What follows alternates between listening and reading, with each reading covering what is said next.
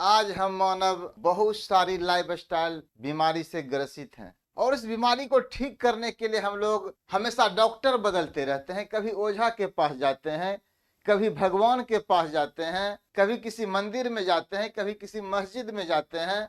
ऐसा लगता है कि हमें कोई ठीक कर देगा।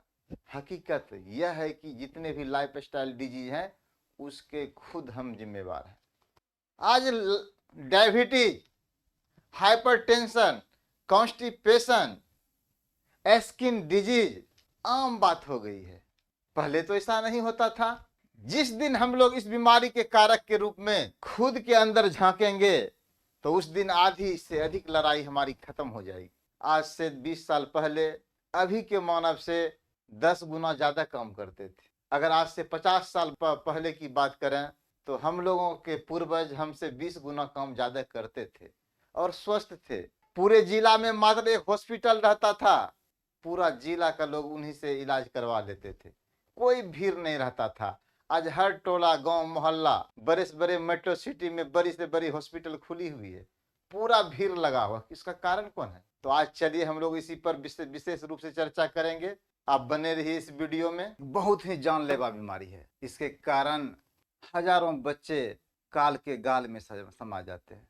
हमारे देश भारत में हर 1 मिनट में एक बच्चे का मौत निमोनिया के कारण हो जाता है। दूसरी ओर जो बुजुर्ग होते हैं उनके लिए भी यह जानलेवा है, क्योंकि बच्चे और बूढ़े का इम्यून सिस्टम कमजोर होता है। कमजोर इम्यून सिस्टम वाले लोगों को निमोनिया बड़े आसानी से पकड़ लेता है। इस बीमारी का कारण है Streptococcus bacteria, influenza virus, caucus crypto, कवक। यह बहुत ही खतरनाक वायरस होता है, बैक्टीरिया होता है। इसलिए कहा गया है कि सावधानी हटी दुर्घटना घटी। जिनके बच्चे छोटे हैं ऐसे माता पिता को कॉन्शियस रहना हमेशा। अगर बच्चे को सांस लेने में परेशानी हो जाए, पंजरा जब फेंकने लगता है उनका, तो यह निमोनिया का लक्षण है। पूरा हाथ पैर सर्द होने लगता है, पीला टाइप का बलगम आने लगता है, भूरा टाइप का। अगर इस तरह का अगर लक्षण किसी को आ जाए तो तुरंत हम लोगों को डॉक्टर से संपर्क करना चाहिए। आप देख सकते हैं यही फेफड़ा है। निमोनिया में क्या होता है, ये कवक जो है, ये पूरा वायरस इसको पूरा कवर कर लेता है और श्वसन नली में सूजन हो जाता है। ये देख सकते हैं इसके नली में सूजन हो गया।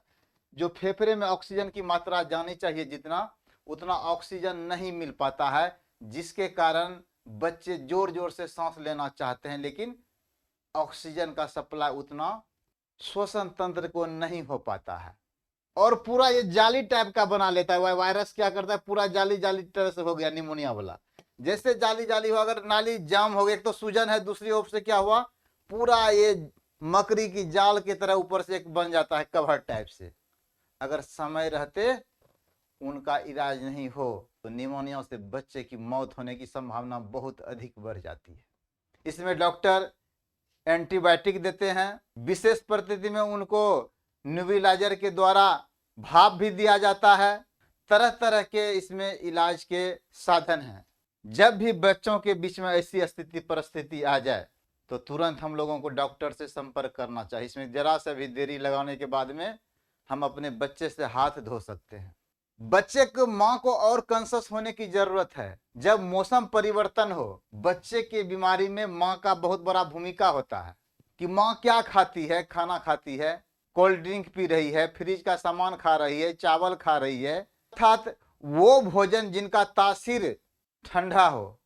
तो वैसी स्थिति परिस्थिति में जब बच्चे स्तनपान करते हैं तो उनको बीमारी बढ़ने की संभावनाएं बढ़ जाती है। इसलिए जब भी कोई बीमार बच्चा पड़ता है, जो अच्छे डॉक्टर होंगे बच्चे को दवाई के साथ साथ में उनके माँ को भी खान पान में परहेज करने के लिए कहते हैं। यह जानकारी हर आदमी को रहना चाहिए।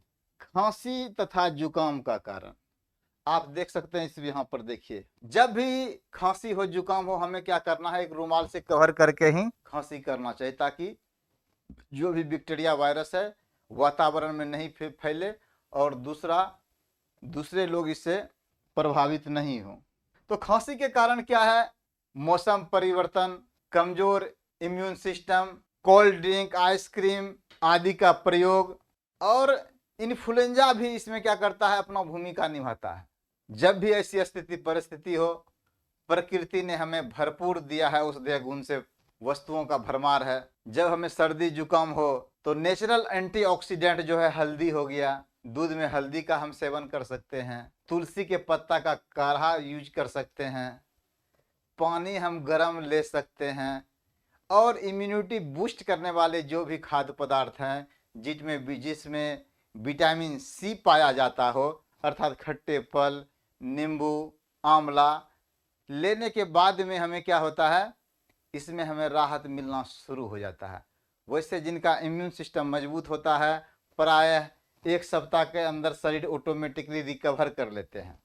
आयुर्वेद के अनुसार खांसी सर्दी होना अर्थात शरीर में जो गंदगी है उसको बाहर करता है। आयुर्वेद की दवाएं क्या करता है, इनको अगर तुलसी लेंगे, हम हल्दी लेंगे, इनको बाहर करके ऑटोमेटिकली रुक जाएगा। और एलोपैथ में क्या होता है, एंटीबायोटिक के माध्यम से हमारे डॉक्टर साहब उनको नियंत्रित करते हैं। तो आपको खुद यह निर्णय लेना पड़ेगा कि हम डॉक्टर से संपर्क करें या कोई बच्चे से बढ़ करके अर्थात बुजुर्ग हैं या वयस्क हो चुके हैं, उनके लिए हम लोग घरेलू जो नुस्खा है जो हमारे दादा परदादा करते आए थे वो भी आजमा सकते हैं। अन्यथा प्राथमिक उपचार के लिए हम लोग डॉक्टर से संपर्क करें। फिर आता है त्वचा संक्रमण। त्वचा में भी बहुत सारा का संक्रमण होता है। देखते होंगे चेचक हो जाता है, जिसको गांव घर में हम लोग बड़ी माता या छोटी माता के नाम से जानते हैं। किन्हीं को दांत दिनाय हो जाता है, खुजली हो जाता है, सोराइसिस हो जाता है स्किन का, लाइकन प्लेनस हो जाता है, बड़ी बड़ी बीमारियां हो रही है स्किन डिजीज। फिजिक्स के अनुसार ऊर्जा ना तो उत्पन्न होती है ना कि नष्ट होती है, बल्कि एक रूप से दूसरे रूप में रूपांतरित हो जाती है। अर्थात जो भी जितना भी बड़ी से बड़ी स्किन डिजीज जो होता है उसका कारण ऊर्जा है। जिस तरह से हम लोग पेट्रोल डालते हैं मोटरसाइकिल में, अगर मोटरसाइकिल को नहीं चलाएं तो पेट्रोल टंकी में ही रहेगा। हम पर डे खाना खा रहे हैं, दूध ले रहे हैं, चीनी खा रहे हैं, कोल्ड ड्रिंक पी रहे हैं, ऊर्जा डाल रहे हैं। दूध पी रहे हैं उसमें भी क्या है, लैक्टोज है, वो भी चीनी है। चीनी खा रहे हैं उसमें सुक्रोज है। हम ऊर्जा ले रहे हैं लेकिन क्या है, आज हम उतना काम नहीं कर पा रहे हैं। आलू खा रहे हैं, आलू में भी कार्बोहाइड्रेट है, वो भी एक चीनी का रूप है। जब हम ऊर्जा जितना लेते हैं उतना अगर खर्च नहीं कर पाते हैं, यही इन फ्यूचर बड़ी से बड़ी स्किन रोग का कारण बनता है। तो हम जरूरत है कि अपना भोजन ऊर्जा हम उतना ही लें जितना हमें पर डे ऊर्जा की जरूरत हो। पहले के समय में सभी काम लोग मैनुअल रूप से करते थे, पैदल ही कहीं जाते थे, चापाकल से पानी लेते थे। आज मोटर हो गया, पंखा चलाने के लिए हैंड फैन था, आज के डेट में एक से एक एसी लग गया है, सीलिंग फैन है, स्टैंड फैन है।